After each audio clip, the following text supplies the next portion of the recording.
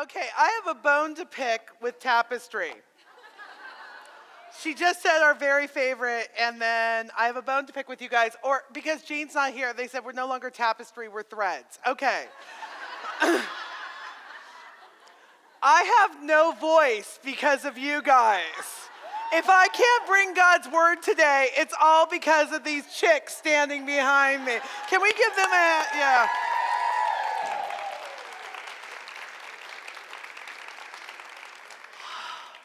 I just love them. I just love that. What's this? A Ricola. Ricola. Yeah. Now you see why I'm not part of Tapestry, right? Nobody asked me to stand in for Jane this morning. Not that we need, guys, thank you so much. Thank you for delivering God's truth in a way that it's just, like I said, it just warms my heart and makes me excited to be a part of God's family. It really does. I have had the most interesting conversations with some of you. And no, I mean that. I wasn't joking, really. You're like, yeah, sure you have.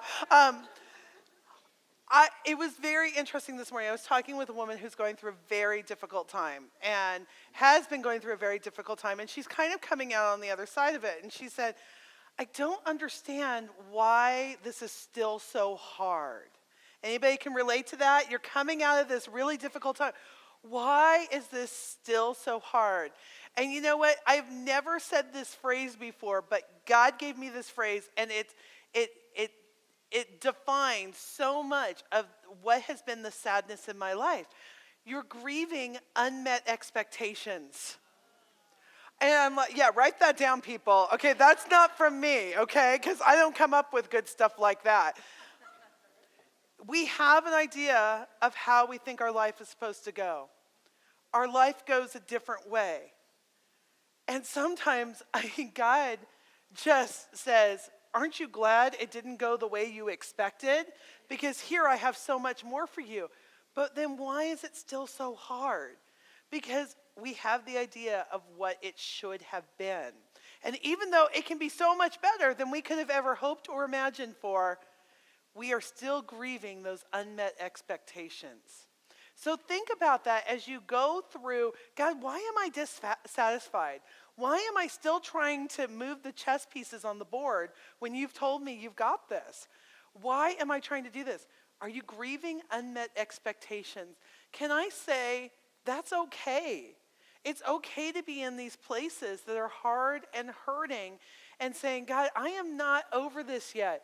As long as you're in process, as long as you've stopped covering up your heart and saying, okay, I'm not going to feel, I'm not going to engage, I'm not going to connect because that hurts so much. As long as you're not doing that, you're okay. As long as you keep laying it down at Jesus' feet. And remember, we're training ourselves, we're practicing leaving it at Jesus' feet because it's so easy and it's the most natural thing to snap it back up. You're grieving unmet expectations. Acknowledge it. Find the scripture that is going to cover that and then keep going. Because God has good things for you in the grief too. Because you've done the waiting, you've done the bold, and now you're in the recovery of it. And that's okay. God has good things there for you. He will meet you there. Okay, since you guys did so well on your quiz yesterday, I'm going to ask you again, what are the 3 frenemies that we are going to leave here without? The first one is? Fear. Oh my goodness, you guys bless my heart. What's the second one? Guilt. And the third? Shame. That is awesome. And why do we call them frenemies? Because they come and they say, we're here to protect you. But all they're doing is killing and destroying. And when we make our decisions based on fear, guilt, and shame, we're saying we don't trust God with the outcome and we have to maneuver it ourselves. And that is not how we're going home, is it, ladies? Then I asked you yesterday, you're in a hard situation and God is asking you to do 2 things. He's asking you to wait patiently. Awesome. That's okay. You guys just heard it last night. That's all right.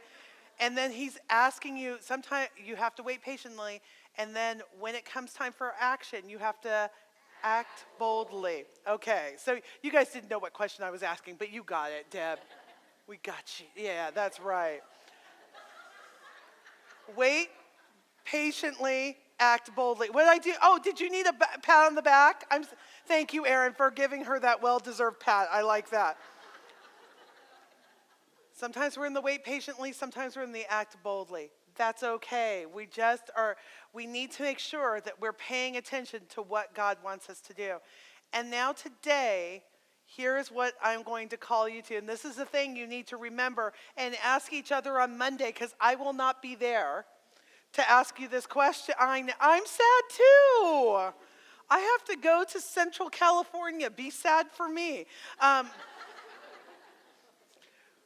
When you love without counting the cost, this is how God can bless you. When you love without counting the cost. I'm going to ask you, we're going to talk about how do you love extravagantly? How do you love extravagantly? And God has good things in that. God has called us to a particular life. He wants us to do things without checking in with the world, but checking in with Him. What is it that God has called you to do in this life? It's not usually one thing. I mean, the one thing would be like what He is talking to Mary and Bartha about, which is sitting at His feet and being in relationship with Him. But there are many things on your agenda, on your list, that are supposed to be there. Now, people saw me walking around with a list yesterday, and they're like, oh, you have a list, you have a list. Okay, did I think you guys were all going to stop making lists because you came to this retreat? No. But if Jesus asked me to interrupt my list, I am putting that puppy down, and I'm focusing on the person who's in front of me, which is really, really hard. I get that. Or the situation. But that's what He's called us to do. And so we have to understand, what are our priorities? What is it that God is asking us to do? Because if we don't, then we are not going to live a healthy, fulfilled, Christ-centered life. Several years ago, my parents got 2 tickets to what was then called Bonfanti Gardens and now is Gilroy Gardens. Anybody ever been there? Yeah, you were in Northern California. Oh, so this whole side of the room needs to invite this whole side of the room. Okay. So if you haven't been there, Gilroy Gardens is the least annoying amusement park on the planet, right? Because there's nothing there for teenagers. They hate it. It's boring for teenagers. It's great for adults and little kids. And I love it. There are plants from all over the world that Mr. Bonfanti has flown in. It's an amazing place.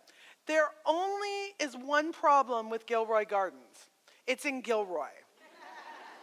Any Gilroydians here? Okay. Morgan Hill. Okay. No, I'm sorry. You do not qualify. Okay. You're right next to. Okay. So then you can testify. Okay. You can testify to this truth. If it's 75 degrees in San Jose, it's 142 in Gilroy, correct? What's going on there? And you can testify to this fact. I know you can, because I used to live downwind of Gilroy.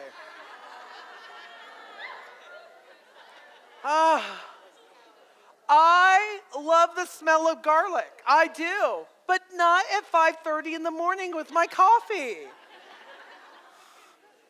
So my parents got these 2 tickets to go to Gilroy Gardens on July 2nd of that year. And this was one of those years where we were having the rolling brownouts because it was so hot. I love the people of Gilroy, by the way. I'm sure your brother and I would have a fabulous time. But it was so hot. I told my parents, I will buy you tickets for another day. Do not go on that day. But my mom is the cheapest woman on the planet. My mom is, oh no, she wears it with a badge of pride. She is the cheapest woman on the planet. When you grow up in a house and you don't realize until you're 25 that other people's homes do not have a drawer entirely dedicated to washed and reusing aluminum foil, that's a cheap mom, okay? When your mom calls the Cool Whip containers the good Tupperware, oh, like a bunch of people pointed to somebody back here. Who's the cheapo? Awesome. Your mom, not you. She's like, no, I can spend money. And yeah, your mother-in-law. Okay, so you have your collection of select cool, and when you ask for them from friends, that's a problem. You're too cheap to buy the Cool Whip. but you asked for other people's containers. That's a cheap mom. So my mom says, no, we are going. These tickets have been bought. We are going on that day. So I kept calling their house phone because they were too cheap to have a cell phone to find out if they made it home alive. Because you know what would really just stink is for my mom or dad to have a stroke that weekend, and it would totally interrupt my plans. So I kept checking to make sure that they were okay. And so I call, and finally around 8:30 that night, my mom picks up the phone. And I said, oh, good, you made it home and you're okay. She goes, yeah, we're okay, but somebody broke into our car.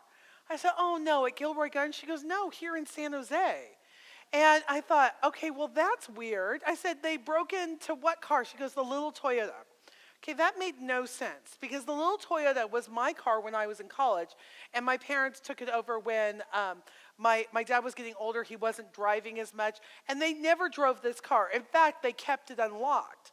So how on earth would somebody break into an unlocked car? I mean, this thing was so old, it barely escaped having an 8-track tape player. I mean, that's how, and some of you don't know what that is, ask an old person next to you, okay? I said, well, how did they break in? And she said, they busted a hole through the back window. What did they steal? She goes, I had some party favors in the back, and they stole one of those. Okay, so Mom, what you're telling me is somebody broke into an unlocked car by punching a hole through the back window to grab a party favor. Yes. I'm thinking my mom's had a stroke, obviously.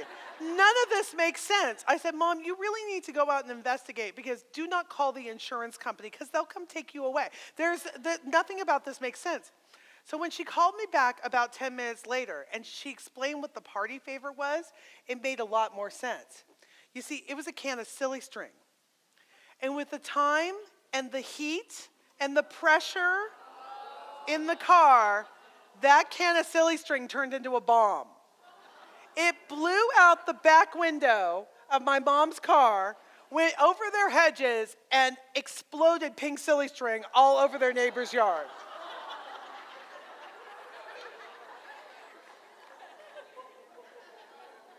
And all I kept thinking was, thank God nobody was walking by at that moment. Can you imagine? Man dies by silly string, news at 11. It's the craziest thing, right? Who does that? So then I had so many questions for my mom. First of all, Mom, why did you have pink silly string in the back of your car? Are you some kind of weird tagger I don't know about? I mean, it's just bizarre. And she said, well, we had a work party and we had some left over, so I thought I'd bring some home for your kids. Can I just tell you, that's the biggest grandma move I've ever heard of in my entire life. Because what mom has ever thought, you know what would be a good idea? You know what I should bring home for my kids? Silly. No mom has ever thought that. But grandma is like, of course my little darlings need the silly string. Yeah, thanks, Mom. See, we've got some instigators over here. Oh, you guys are wild this morning. What did they put in those omelets? Holy cow. So I've got this story. I cannot believe it.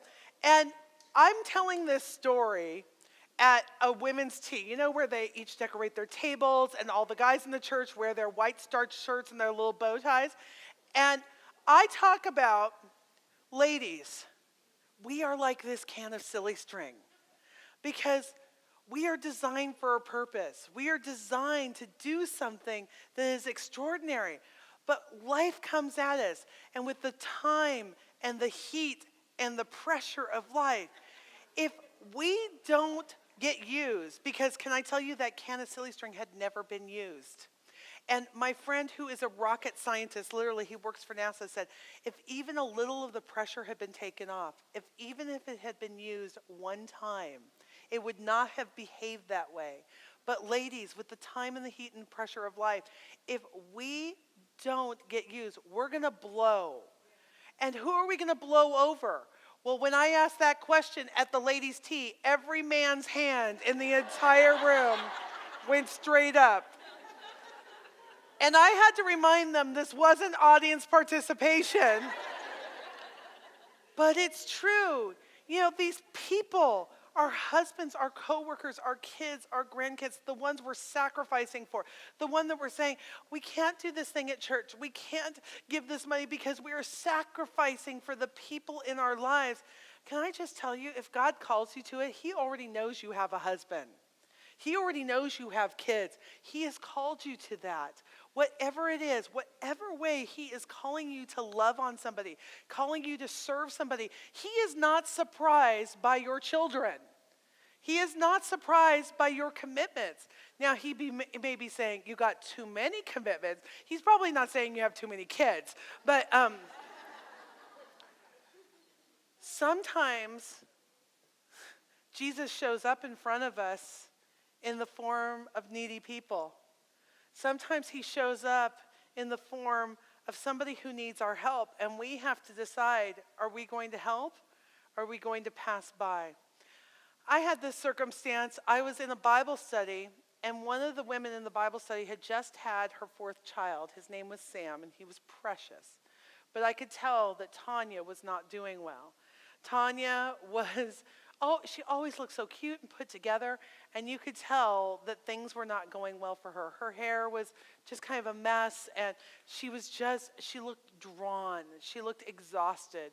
I was talking to her, and she says, guys, I'm not making it. I don't know. I can't even clean my house. I haven't even thought about cleaning my house, and I just hate that this is how we're living right now. But she was so overwhelmed. And Jesus was telling me, Kathi, go clean her house. And I thought, oh, I totally heard you wrong.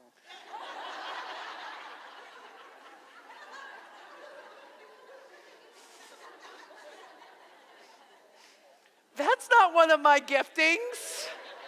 Come look at my house. It's not one of my giftings. And then Jesus repeated, Kathi, go clean her house. Oh, I didn't want to. I hate cleaning my own house. I hate it so much. I didn't want to. But you know what? There are so many reasons to say no, and pretty much only one reason to say yes, because God's told you to. And so my kids and I showed up with our buckets and our I had to go buy things because I didn't even know, if I'm cleaning wood floors, what do you use? I didn't want to have to pay to go clean her house because I ruined it. I mean, it's just, and I kept on thinking, okay, I don't want to tell her I'll come clean her house because it's awkward. I don't want to embarrass her. I don't want to shame her. Okay, what am I trying to do? I'm totally trying to get out of it, right? Because I don't want to go clean her house.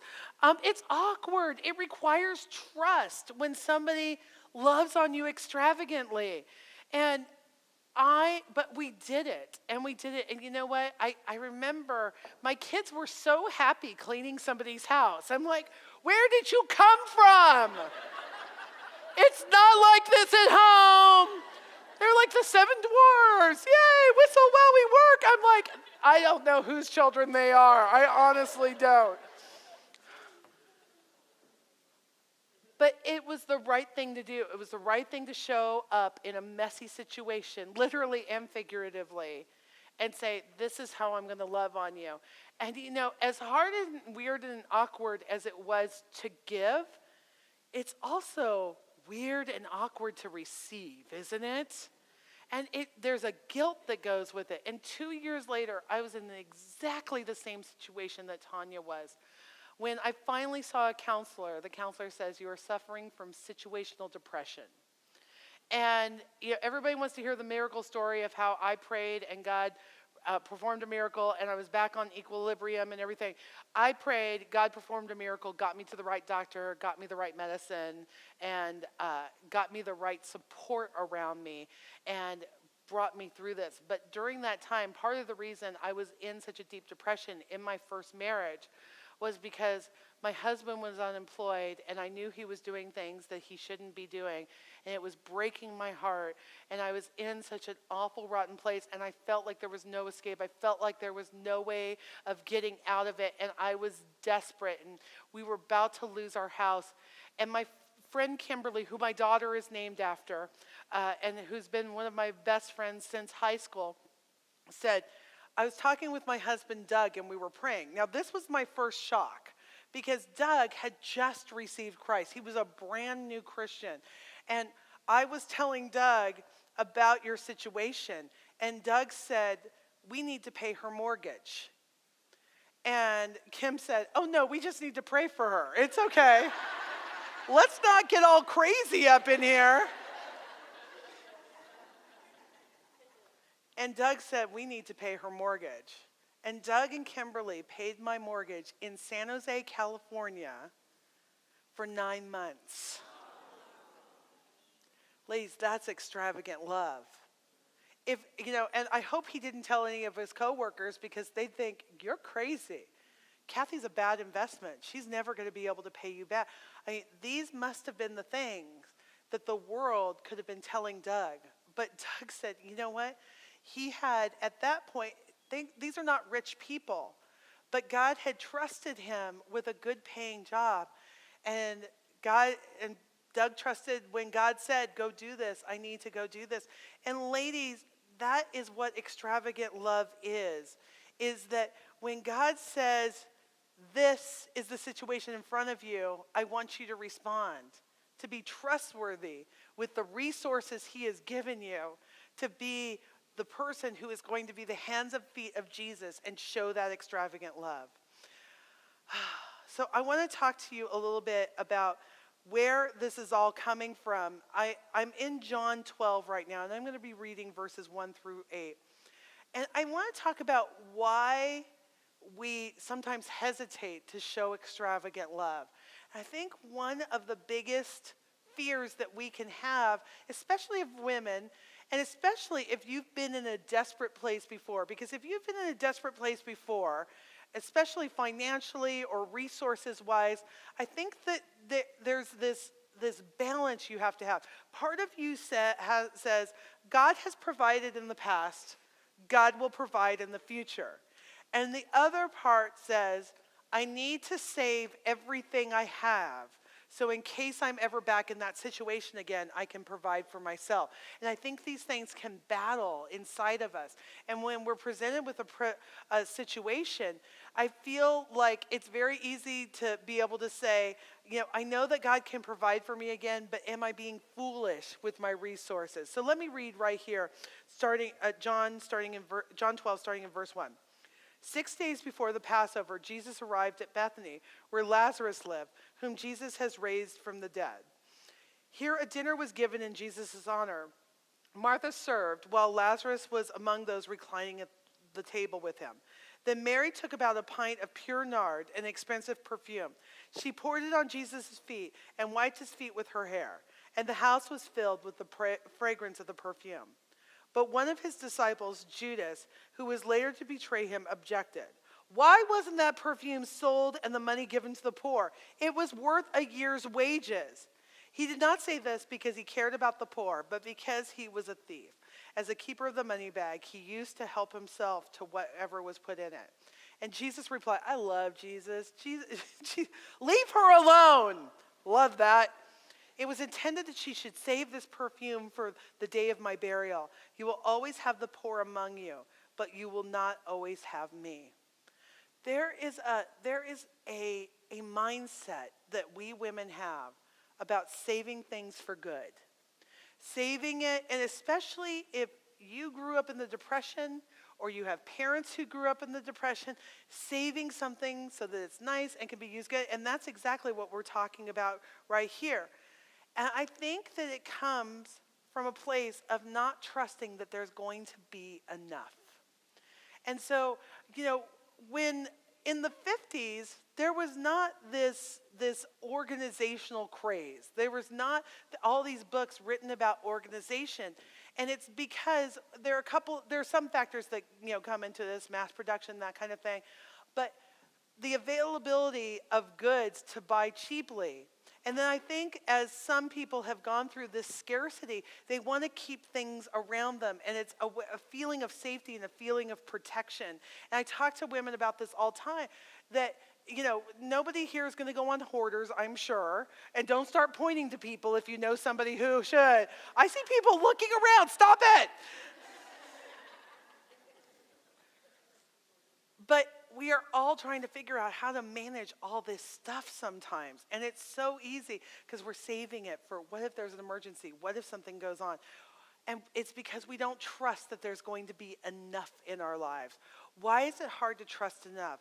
The first thing I think is fear. What if I need it someday? This is the thing that is going to keep your houses cluttered, your closet stuffed. What if I need it someday? When I was doing, at the beginning of the year, I posted on my blog about the 2014 Things Challenge, where I challenge women to get rid of 2014 things in their house. And okay, it sounds really hard, right? If you started today, you know how many things you'd have to get rid of each day? 10. 10. 10. And just think about that. And I've had women who have already completed the 2014 Things Challenge in one room of their house. Yeah, I start throwing stones and I think about how many books I have in my house. And I'm like, glass house right here. I talk with women every single day about getting organized. You know what most of getting organized is getting rid of stuff. And you know, I even struggle with this. My daughter was helping us get ready for Mother's Day, and we were outside and we were doing all this stuff in the garage, and I have these little silver planters, and they're just beautiful, but I haven't used them yet. And I was hemming and hawing about, do I give them away, do I keep them, because I knew I could do something cute and creative with them. And my 21-year-old daughter said, Mom, you can always buy those again. Why don't you let somebody else enjoy them for now? Like, shut up.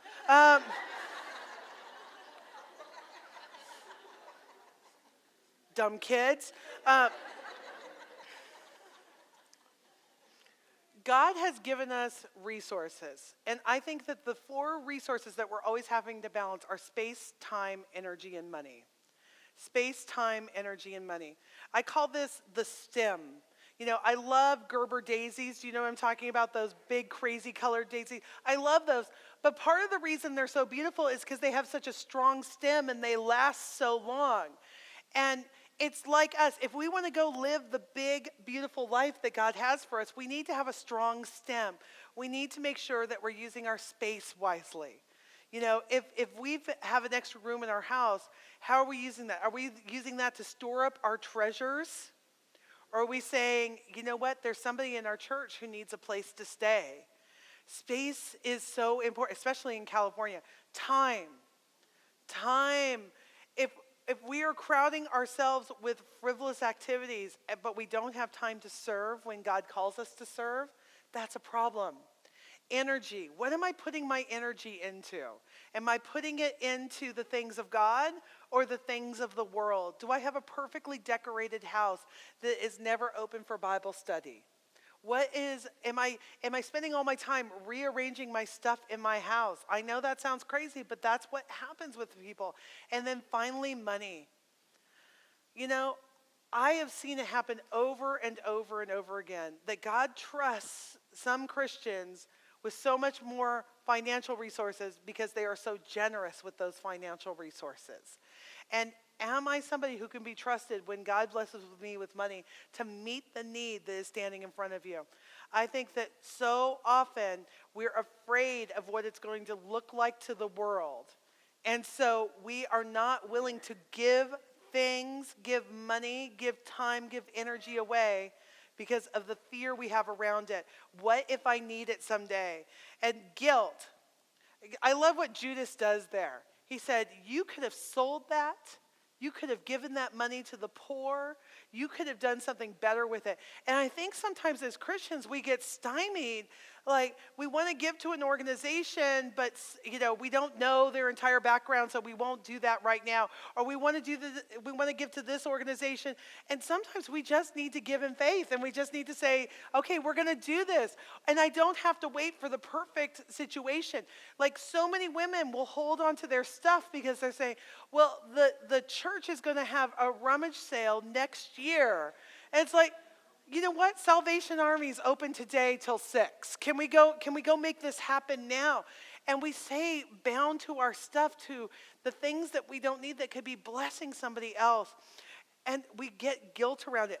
Or here's my favorite, but I paid so much money for it. Okay, I'm going to wrap myself out here real quickly. If you aren't using it or never going to use it, it doesn't bring you joy when you see it, give it away. It might even be a candle, but you don't like the smell, or a picture that you love, but you hate the frame. You could always put the picture in a new frame. Give the frame away. I know I should get rid of a set of sheets that I paid way too much for because Roger doesn't like the feel of them. Anybody else picky about their sheets in here? Like they have to be a certain way. These were expensive sheets, and I'm thinking, lay in them. Just do this. Why? I kept hanging on to them knowing I would never use them, but I just hated giving away that much money. Finally, Roger couldn't take it anymore. You know I never want to sleep on those sheets, right? He asked. I know, but they were so expensive. So are you saving them for when I die?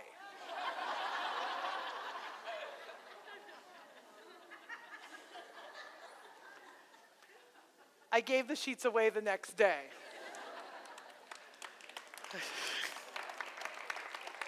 It was hard. Anybody else struggling with stuff right now? Okay, there you go. Sorry, there's an advantage to sitting up front. I love a teacher's pet.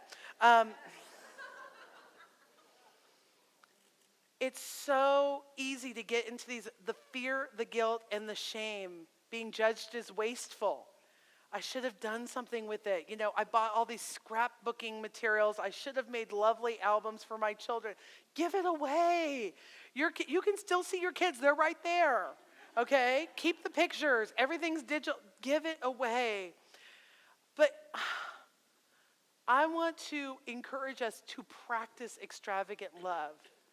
And sometimes God calls you to do that in a big way, and sometimes he calls you to do it in a small way. Kim and Doug did it in a crazy way when they provided for me and my kids for 9 months.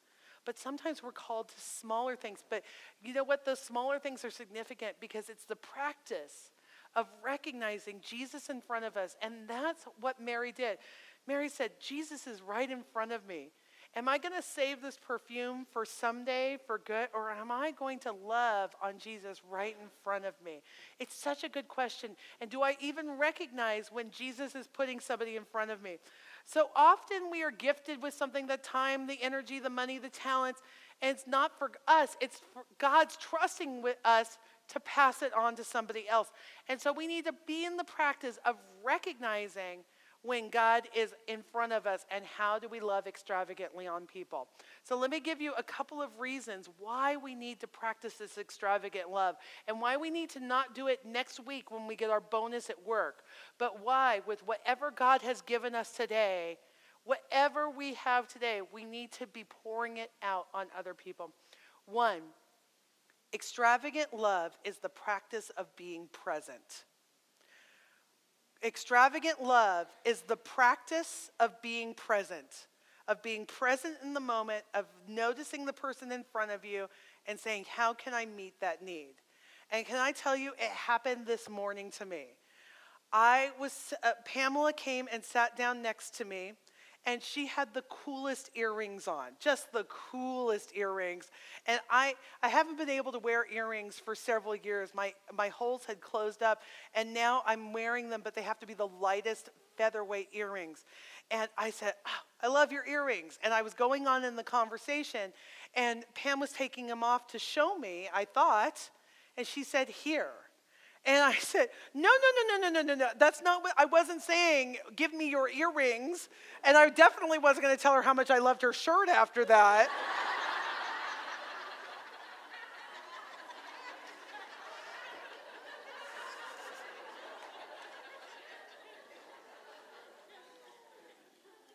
But can I tell you, I love these 100 times more than if I had bought them in a store.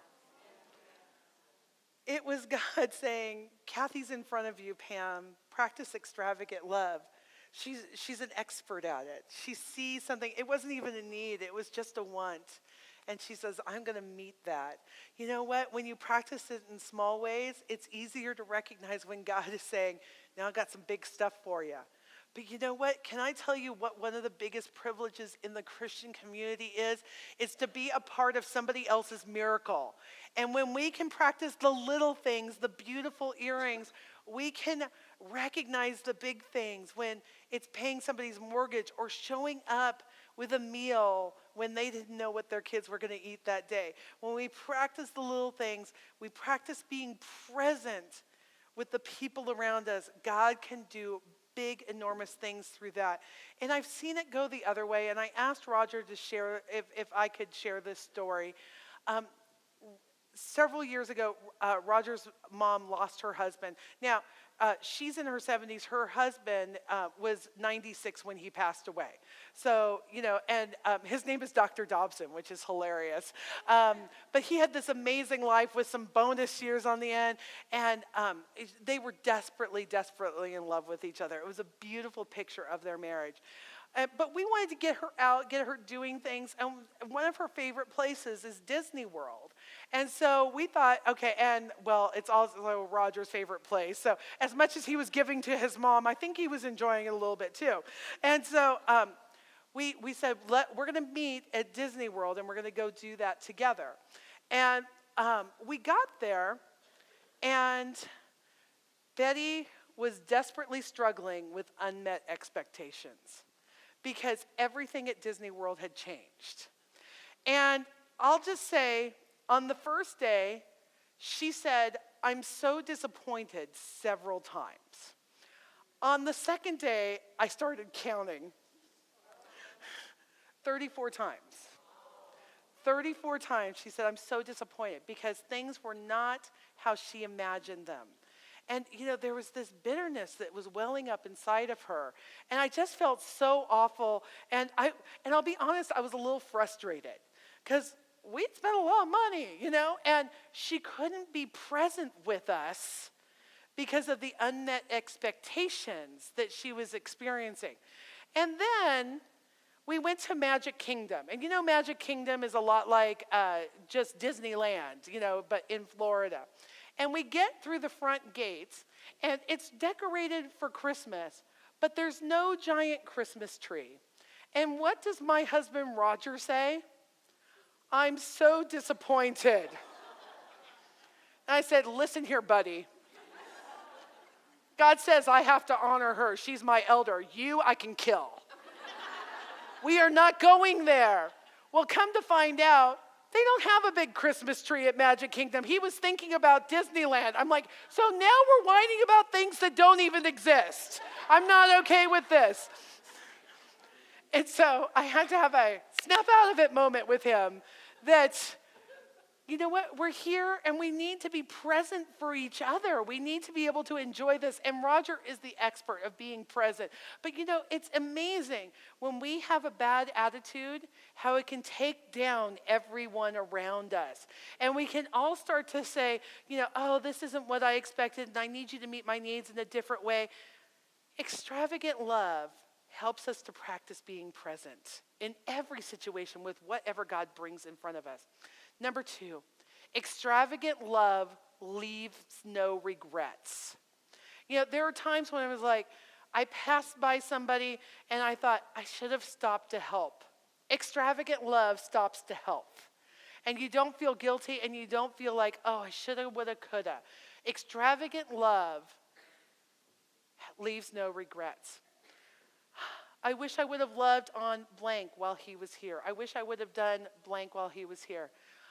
Easter Sunday, I was driving home after the first service, and Roger, who was on the technical team, was still at church. And he called me, and he says, "Are you home yet?" And I said, "No." And he says, "Well, I'll call you when you get home." Okay, what wife is going to put up with that, right? No. So I said, "What's going on?" And he said, I said, "I'm pulled over. I'm in a parking lot. I'm fine." And he said, "I just got a call from Randy, his brother, that Roger's stepmom had passed away." And it's like, what? I knew that her health wasn't great. No, she was involved in a single car accident. And we were absolutely devastated, just devastated. And, I didn't have anybody really to call or process it through except with my mom, and I did that. And so you do what you do in 2014, and I did post something on Facebook. And what I was able to say was, it was so quick. We had no time to say goodbye, but we had plenty of opportunities to say, I love you. And every time we got on the phone with Mary Jane, she said, you need to know how much I love you. And every time I was in her presence, she said, you need to know how special you are to me. And, there were no regrets because there were so many opportunities to say, I love you. And so I don't get off the phone with anybody. I mean, the washer repairman knows that I love him. You know that Jesus loves you, right? And you're special to him.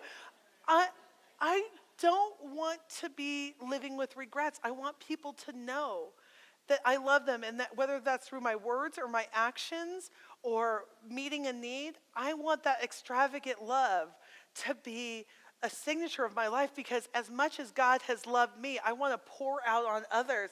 I don't want to just take it up for myself, because that's not how we're designed. We're supposed to be pouring it out on each other. And number 3, extravagant love is the cure for bitterness. When I talk to somebody and they give me the list of all the ways their lives have gone wrong, I can so often see that they are not in the experience. They feel like they have so little that they can't give anything away. But you know what the cure for bitterness is extravagant love. When you say, here is my little tiny portion, who can I share it with? Who can I give that to? That's when God says, let me just pour this out on you. And you know what? We all get stuck in those places of bitterness. You look at times in your life and you're thinking, really, God, another thing, another thing, another thing. But when we start to see what's going on around us and we see, I have so little, but I can meet some needs with it. You can't be bitter in that situation. It's impossible to be bitter when you're looking for ways to love on people. It's impossible to be bitter in that situation. We can't show extravagant love when we're living in guilt, fear, and shame. It's impossible. But extravagant love is the thing that will squash those things out. When we are loving each other and we're making room to love each other, we are able to do that. Let me just tell you, I understand it's risky to give. It's risky to give. It's risky to put yourself out there and say, can I meet this need for you? I think it's even riskier to receive sometimes. Because it's like, what are the strings attached? What's going on? So we're going to practice this in a very small way. Okay, you've been called to wait patiently. What are you going to do this morning? Act bold. That was wimpy, guys. What are you going to do this morning? Act boldly. Awesome. I have some friends who are standing in the back. Now, I am not asking you to put perfume on each other's feet, which I have done at other retreats. But they've got some bottles of lotion. And we're going to pass those around. And I want you to go find somebody who just needs some extravagant love. And maybe you don't even know who they are, but maybe God has said, you know what, go do that person. And so as our friends pass these around, I want you to take a little squirt of lotion, pass the bottle on to somebody else, and this is what I want you to do. Just go rub it into their hands and pray for that person. And if you feel led to, say, what is the need that you have today? So I want everybody to stand up. The bottles of lotion are going to be squirt and pass down, squirt and pass down. And maybe you need to go to 2 or 3 people today. That's okay. But say, is there a way I can pray for you? How can I show extravagant love? And can we just say, this is going to be awkward. It's going to be awkward. That's okay. Because you know what? We all are called to do this. We're all called to, and so this is your practice round. You're going to show extravagant love to each other, and you're going to remember that God is asking me to step out of my comfort zone when I go home and recognize the need that's standing in front of us. Okay, ladies, go. I just want to tell you one last little story, reminder of extravagant love, because sometimes, like with Tanya, it's not my gifting to clean houses. It's not my gifting to work with the children's ministry. It's not my gift. I can tell you all the things that are not my giftings, right? And we have sometimes a narrow view of how God can use us. When I was 7 years old, I would go and visit my grandmother in Kansas City, Missouri. My grandmother was a very unique woman. She was the first woman art director ever for Hallmark cards. And she totally got the job under false pretenses. She lied and said she wasn't married because they weren't giving jobs to married women at that point. So Mr. Hall was very surprised when my grandmother showed up with my dad and my aunt at the Christmas party. But I would go and visit her, and she had a studio downstairs. Not only did she do the cards, but she also did incredible, beautiful paintings.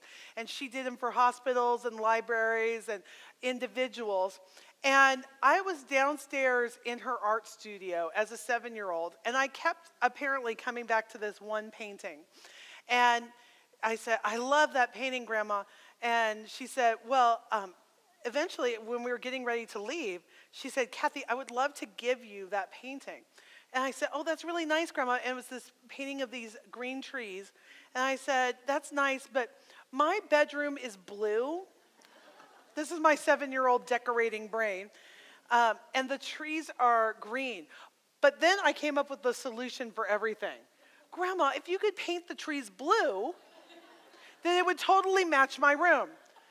My grandmother was a classically trained artist. She studied with some of the finest people in the world to learn how to do her craft. And there is her 7-year-old granddaughter saying, "Would you paint the trees blue?" 2 weeks later in the mail, and sadly this is pretty destroyed because it was painted with wax and part of it melted. But you can definitely see that the trees were painted blue. And sometimes, I have to think about what my grandmother had to go through to paint the trees blue. But she did because she loved me so much. And it was more about the person who needed something than it was about the gift for her.